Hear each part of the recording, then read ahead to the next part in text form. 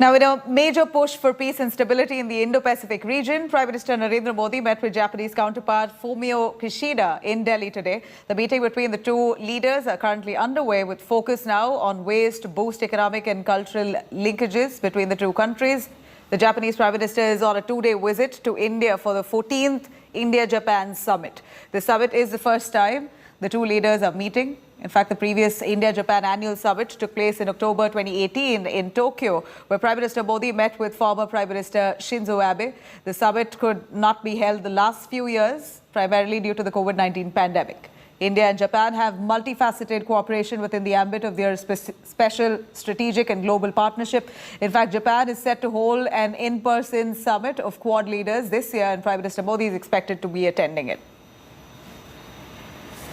Let me cut across to Geeta Mohan, joining us live for more on that. Geeta, we're looking at Japan Prime Minister, who's landed in Delhi. He and his counterpart, our Indian Prime Minister Narendra Modi, are now elaborately discussing bilateral ties between the two countries. We hear a lot of talk on large investments coming in from Japan into India. What more is discussed? What's on the table today? Well, very important specifics in terms of investment, trade, like you rightly pointed out, Nabila, but also in terms of security cooperation. Now, Quad is only an aspect. Indo-Pacific is very specific to interests when it comes to India and the interests of Japan with a belligerent China. So the Quad and how to take things forward on that front is certainly going to be a part of the conversations. There could be certain conversations with regards to the regional instability in certain areas, including the Ukraine-Russia war. So that also could come up for talks between the two sides. This is a summit-level talk, so expect anything and everything on the table.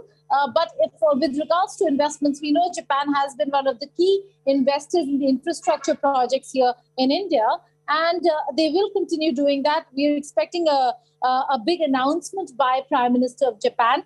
Prime Minister Kishida is looking at the infrastructure projects, which could amount to trillions of dollars in the span of next 5 years. So that is an important aspect which the two sides are working on.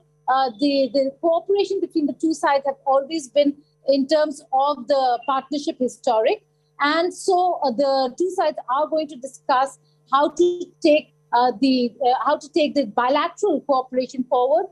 Trade, investment, and bilateral cooperation is actually the areas, and Japan, India, two countries that have cooperated on almost all levels and have been on the same page on most of the issues. But there would be certain areas of when it comes to how to move forward on infrastructure projects where clearances, for example, land acquisition, has been a problem for Japan. But that has been under discussion and an ongoing thing between the two countries at official level. Right now, We're looking at some important big statement. Expect the joint statement to be quite comprehensive with all aspects of ties, whether it is trade, investment, bilateral cooperation, defense, or for that matter, security, particularly maritime security, to be on that joint statement, including how to fight terrorism and the issue of Ukraine-Russia war.